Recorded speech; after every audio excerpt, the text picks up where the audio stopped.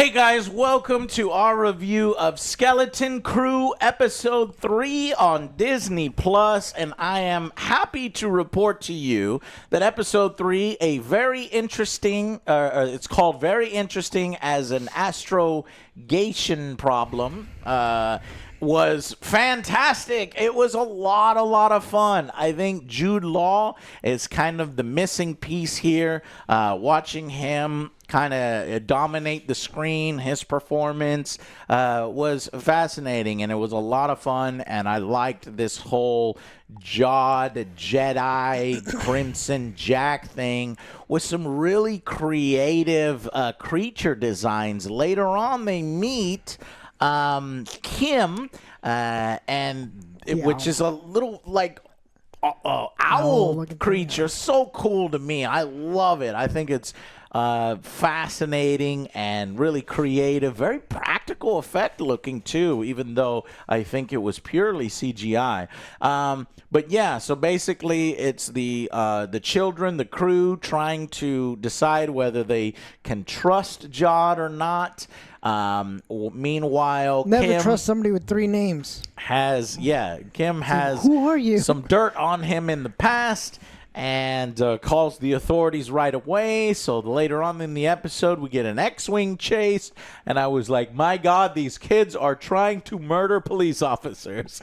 That's essentially what it was. Straight to jail. Straight to jail. Straight to jail. But it's awesome. You're shooting fucking Technically, lasers. they are pirates, so they did get that feel. Kid pirates. And in the same vein of the Amblin films and the kid stuff and Flight of the Navigator and Explorers, I thought this was an action-filled episode with interesting characters, and I think Jod really injects some goodness here. So I really liked this particular episodes as they escape from the brig and all the hijinks out of this pirate cove. Shit is just messed up, and that wolf guy is pissed. Brutus is pissed by the end. And then I think by the end, Jod is kind of forced to finally admit that, should I spoil it here? You just admit that, maybe things aren't as it seems, and they gotta work together. Like it's very tropey, but it's being done well. So I'm also enjoying this as well. But the mystery is still there, because it's like, how is he able to do these Jedi things? Okay, I'm say he's not a Jedi. He admits that he's not a real Jedi. But wait a minute, how did he do all those things? So does he actually have powers of the Force, or has he been using a hidden fucking magnet the whole time? Impossible. I don't know. Magnets. The intrigue is still there, and of course the master intrigue here about the planet at Adam is getting deeper as the kids start to realize that this is in fact a planet unlike any other that's hidden, and it was like one of 7 or 6 planets that the old Republic was using, and it's like the only one left of its kind. But we still don't know what's going on there. But the kids realize that all their parents kind of work in the same stuff with monies and shit like that, almost like the bank. So it's probably like, I don't know, the bank for the New Republic, or all the cooler theories, where they stash all the money for the future First Order. Okay, what did you guys think of the episode? It was good, entertaining, good escape scene. I like the mystery of them living in a bubble, not knowing, like, oh yeah, we know about this place, Alderaan. Like, what? Do you know it's not there anymore? Like, no, they don't know anything. Yeah, they don't know anything. What war? And it's like, yeah, it's like, you don't know. Oh shit, they didn't even know about the Galactic Civil War. Exactly. Yeah. So it's like, okay, so now like kind of like you're trying to piece the puzzles, what's going on. But yeah, I like Jude Law on this as well. It's a good show. I like it, but it's still. Come on. It's not. It's like, you're watching it. You're enjoying it. Like, but are you about back. to say this is not for back. me? I'm not. Is it back if you're entertained by it and having fun? Yeah, but I don't think like Star Wars is back. Why is it bad? Why is it bad to say Star Wars is back if you're having fun? Because the thing is not over. It's not back. Number one, it's not over. It's not so back. it could get worse. Okay, why is it not back if they put out one good show? Because it's just like I think like this it doesn't really feel like a lot of Star Wars to me. Like, yeah, it just feels like you're going out of space, you meet with aliens. It's space adventures and stuff like that. It could be anything. Too. Yeah, something like that. Right. But again, I do like it. It's good stuff. You should definitely watch it. Have fun with your kids and this and that. But to say Star Wars is back, no. That's a little extreme. I don't know who's saying Star Wars is back. I think that was just, the thing going around a lot of at the time. Clickbaits too. I've seen like a lot of videos. I put it on the thumbnail too because that's what everybody was saying. It's like, is it? Is it really? Your opinion is that it's not back just because this show is good right now and may end up being good. My opinion is it's back. If it's good and you're enjoying yourself, Star Wars is good again. Back meaning Star Wars sucked and they were on the wrong path. They didn't know what made the stories fun. They lost the magic. To me, I'm feeling a little bit of the magic here. Reason why I haven't gone full on back is because it's not fucking over. Yeah. There's 5 more episodes. But it's still a good show. I agree with that. Yeah, I now that we're gone through the awful introduction, and I've gone back to like looking at it, and I think that the intro was awful. They spent way too long in it. If you're going to do the Amblin formula, this episode is the Amblin formula. It is fun. It's all the way through. You're picking up all of the context you need happens fluidly. We don't have to spend long drawn out sections on their planet. And so now that we've gotten through all of the I think the fumbling they did in the beginning, now we're there. And so I think that this episode is definitely the best episode of the 3 that we've seen. But I definitely agree with OJ that in no way does this feel like a Star Wars show. It just feels like a fun space adventure that you watch with your kids, and maybe it becomes significantly more in tune with all the things that, in my opinion, make Star Wars Star Wars. But right now, it's like Goonies in space. In my opinion, Goonies in space can be Star Wars. The Star Wars universe is big enough for this to feel like Star Wars as well as Andor feeling like Star Wars. It's like the people say, Andor, this is how Star Wars should feel. Skeleton Crew, it's not Star Wars. Me, I'm starting to feel like this is Star Wars. It's just, because it's such a huge franchise with lots of potential. And I think the showrunners are getting it so far. We'll see what happens in the next few episodes. But so far, I'm having a lot of fun with Shmi, the robot, who is obvious. I'm like, man, what's going to happen here between Jude and Shmi? Do they know each other? Because clearly we think he was the captain from before, and he was. We get a little bit. It's like, hey, Captain, they let you out of the brig? And he's like, yeah, they let me out of the brig. And it's like, all right, well, let me go talk to Brutus and, see if he can let you out. Well, we don't need to do that. This fun stuff like that. Yeah. And I just like it a lot. So let's go with final verdicts on episode 3. This one was very entertaining, good, short. I like the characters. I like the introduction of more Jude. A little mystery of what's going on with the planet, what everyone is kind of up to. They're all accountants and stuff. Mm-hmm. I'll give this one a solid 8. Yeah, I think it's super solid, enjoyable, good episode. I think it's 7 out of 10. 8 out of 10 for me. This is the stuff I wanted. Childlike wonder and adventure and, mystery, swashbuckling. Yes, the kids are trying to murder X-Wing pilots. No, I think they threw in a line like, hey, just fire randomly in their direction. I was like, yeah, but what if you fucking hit one of them? And he does hit one of them. Yeah. Now, I was afraid that when that X-Wing cockpit was going to open, and I was like, oh, it's going to be that one fat dude with the beard from Mandalorian, and they're going to tie it all together. I was like, man, we don't need that. Not every that makes the galaxy feel too small. Oh, this isn't a Dave Filoni production, so of course it's not. Right, yeah. And so I'm like, thank God it's just a different X-Wing pilot. And I really, really liked the practical looking effects, even though it might be CGI with that owl lady. And I like this creature. It fits perfectly into this, to Star Wars, in my opinion, and to this style of Amblin Star Wars. Great. And I hope the episodes stay at this level from where they're at. But, yeah. All right, well, that's a quick and easy one. We covered that pretty fast. 10 minutes. This might be our fastest review ever. I'll tell you what, we'll do a small little breakdown here. So we'll go into that now. At the beginning, the parents are told that they left the planet. There's nothing they can do. So obviously the parents are pissed.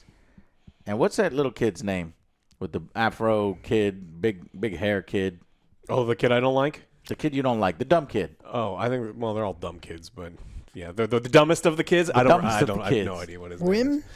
I think it was Wim? Wim. Yeah. His dad looks kind of sinister there towards the end. He's like he's thinking of something. Yeah. You think he's going to do something? Yeah, I mean, Call he's the gonna go look for his They kids. tried to call the manager. Yeah. They said the manager don't want to see you. No, Yeah. no. I mean, so now he's figuring out that something is weird about this planet. It's like, wait a minute, our Yeah. kids are gone, and you're saying I can't do anything about it? Like, what's going on? Yeah. Meanwhile, Jod helps the kids escape the brig. I love how the first thing they say is, "Wait a minute. If you're going to escape that easy and you're a Jedi and use these powers, why didn't you get out before?" And he's like, "Well, I didn't have a ship before." Yeah, we said that This as is literally well. what y'all Yeah, told me it's last like- week. I was like, hey, that's Because he doesn't good. have a ship. Yeah, but Now he they... could manipulate the kids. Yeah, and so he gets them out. He's doing the various... He is showing off his powers. And sometimes they work, and sometimes it That's seems like, like what they kind? don't. Because at one point, she proves to him, like, I was able to predict that something was coming. And I don't know if that's because of her electronics, that she was able to sense electronics, or she's just making predictions like he is.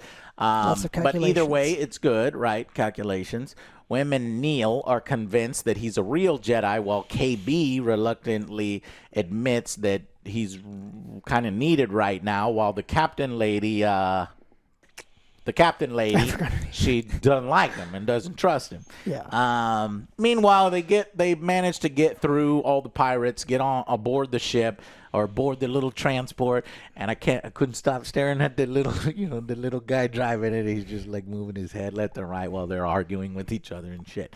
Eventually, they get on board and they say, "Nope, we're not going anywhere unless we get Shmi, SM-33." And he's like, "Ah, fuck." And then they kind of challenge him. "Well, aren't you a Jedi?" Jedi say this. He's like, "The Jedi." The Jedi don't say that, So That's you not can how tell. the Force works. Yeah, he has one of those moments. You can tell from that moment he's not a Jedi because he's letting slip here, and he's like, "All right, But he's a droid.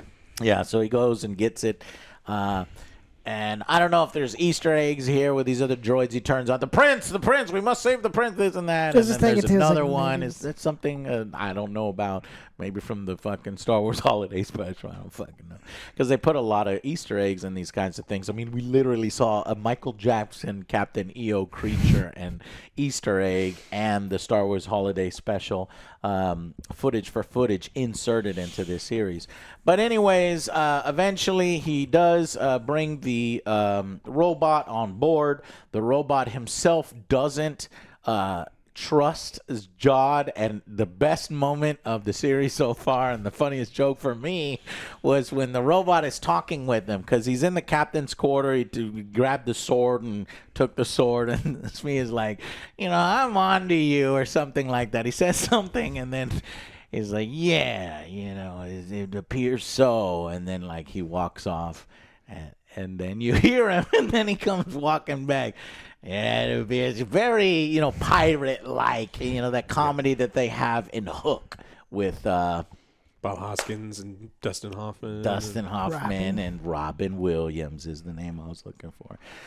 But eventually, he goes to an old friend, and they fly over to this moon, and He's very good at navigating and finding planets, Yeah. so they're the best chance. so he legitimately is not trying to fly off to another part of the universe. He is kind of intrigued by their planet, apparently, seemingly. "Hey, I got the score," he tells this other guy back at the port, just trying to get out. So is his motivation that he cares about the treasure and he wants the treasure, while he tells the kids something else? So he goes to Kim to see if his friend Kim can figure out where this fucking planet is. And she immediately calls him Crimson Jack, which the kids are like, "Wait a minute, what's going on here?" And then, that's when the shit goes down. And Yeah. the kids have to choose between this fucking cool little owl creature and Jod, and they kind of choose Jod. Even though they He's were like, all "They're suspicious. He's just using you. He's just trying to get to your treasure and this and that. I was a little surprised that the kids still stuck with Jod. Yeah. I thought they would have been like, okay, well, they were already teetering on mistrust, or maybe they could have done it. I would have better believed the girls go with the owl and the boys go with Jod because they're still thinking he's a Jedi. Yeah, but he can explain it, blah, blah, blah. But no, they all go because I guess they they just desperately want to go home now, even though, the owl seemed more trustworthy and she was going to get the kids home, but whatever. Anyways, as she printing out the coordinates, because they were doing some cool investigation together and they were kind of narrowing the results. But that's when he's like, "What are you doing?" John realizes you can tell, and it's good acting because good acting from a fucking CGI creature. Great voice acting. Great voice acting. You can she's so excited because it's an investigation, and this is what she loves to do, and she's figured it out, and then she's. But no, there's still things I have to do. I have to make some tea. And he's like, "You're stalling," and then Turns that's on when the radio. X-wings come. Yeah. And then they basically all run to the ship, but the captain of the ship lady and the kids are like, "You can't come on board to tell us what the hell's going on." And I was like, "Man, just run over those kids." And he could have, but when you see Smee in the background, that fucking robot will fuck him up. So he's like, it gives him pause, and he's like, It's like, I'm just like you. I'm alone. I'm lost. I'm just trying to find a way, and they make a deal. Boom. And he's like, "I'm not." He says, "I'm not interested in." What does he tell the kids about I'm just interested in getting you home? Because I don't think the kids would buy that. I think he does say, maybe I'll get a little reward. Yeah, he does. He's like, "I'll get you home and get a reward." Yeah. It's like, so he's trying to be somewhat believable. He's probably thinking deeper. You're going to bring some pirates later on. He wants to score for himself. Maybe call some of his friends that he knows. But the kids' lunch money was a virtual fortune, a reward for bringing back the kids. Even if it's just a normal reward, probably set them up for life anywhere in the galaxy. True. You're going to be happy with that. But he might probably going to get too greedy. Yeah. And then I guarantee you, so now we're predicting what would happen. So we already gave it 8 out of 10. Yeah. But I think that he'll call the pirates, he'll show up, and then he'll have to change a heart and join and prevent them from doing whatever. Yeah, but I still don't know what the planet is all about and if that's going to factor. You don't think it's what they said it was, that it's just it's an old Republic hidden planet, and then they hid it for a reason, and then no one has seen it.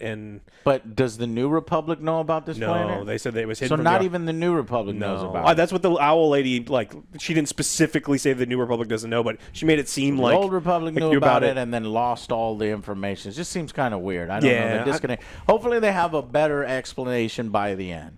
So that was David Lowery. The last 2 episodes was the director. We're going to switch directors now for the next bit. Daniel Kwan and Daniel Scheinert is the next episode, but written by the same people.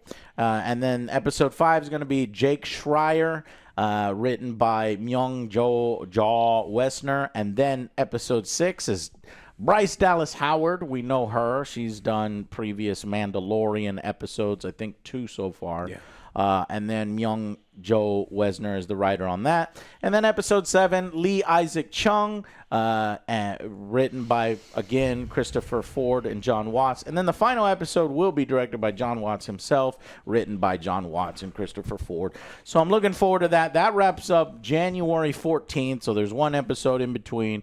Let us know if you want us to go episode by episode or what you're thinking here, and tell us what you think. Are you watching Skeleton Crew? I'm looking here at the demographics and the numbers.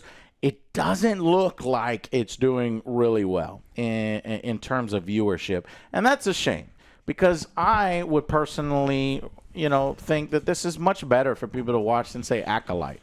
I wish more people would see this rather than that. And I'm just curious how much this ended up costing, what the budget of this was, and what Disney expects from the viewership of this. Because Disney believes they bought a multi-demographic, multi-age graphic, international franchise that can handle simultaneous, franchises and aspects, and I'm wondering if they've overdone it and they're going too much and there's just too much happening at once and they're kind of digging in the same well over and over and it's harming them. I think you just have to do what you're at your core. You get to do whatever you want as long as you're handling your base business. And so they're not doing what they set out to do.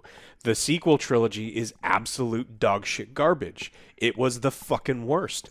And if that had not been awful, I think all of these things would be, people would be way more hot at it. They would be looking at it under a microscope. They'd be like, I'm just having fun in the Star Wars universe that I know and love. And the thing is, if you get away from your core fans, see what happens? It's just, I don't know. And it's Kathleen Kennedy's fucking fault. Because she is the one that is like, I want 3 different directors, and they're not going to talk. They're not going to talk to each other. No master plan, right? And so Alex is absolutely right. If we had really strong movies, I think that people would be on board for Star Wars and would be, going onboarding on these side adventures, which would pick up more mass audience, which will feed into there. But what it's felt like was they put it out. It made all right money. It wasn't a financial failure, and then it kind of was dropping off a little bit, and then they're like, fuck, we went into a dead end. We kind of fractured the fan base by doing what we did there with those creative choices. And then it's as if they were desperation confused or desperate for a hit. They got one with Jon Favreau and Mandalorian and some of the TV shows. And some of the TV shows have been disasters and just not living up to the potential. And now because they got a hit in the TV show, now they want to make the TV show, the mainline movies. Are moviegoers going to accept that? I don't know. We'll see. And then they also have the simultaneous Rey project that she's going to go on and do more Rey films. No, not without Finn. If you do a Rey movie and Finn is not a Jedi in it, you can fuck right on. I think the last rumors, and they're bad rumors, is that she's going to be a secondary character. She's going to be the Obi-Wan, and I think that's smarter. That would work for me. And if Finn is still in it, excellent. I mean, they've got enough money to pay him, and I'm sure Boyega would say yes, but I don't think they're bringing Finn back. We'll see. Anyways, we went wild on that one just for episode 3 of Skeleton Crew.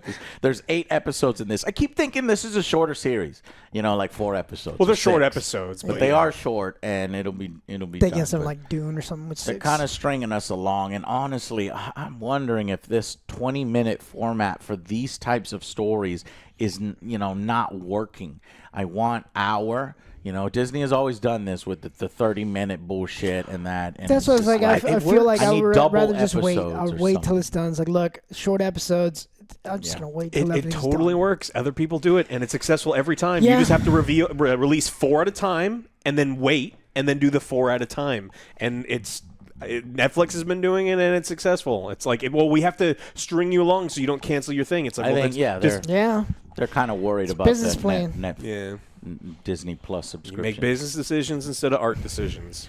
All right, guys. Thank you all so much. In one of our shorter reviews, let us know what you think of episode 3, and if you want some more reviews for Skeleton Crew. Thank you guys so much, and we will see you on the next Angry Joe Show. Bye, guys.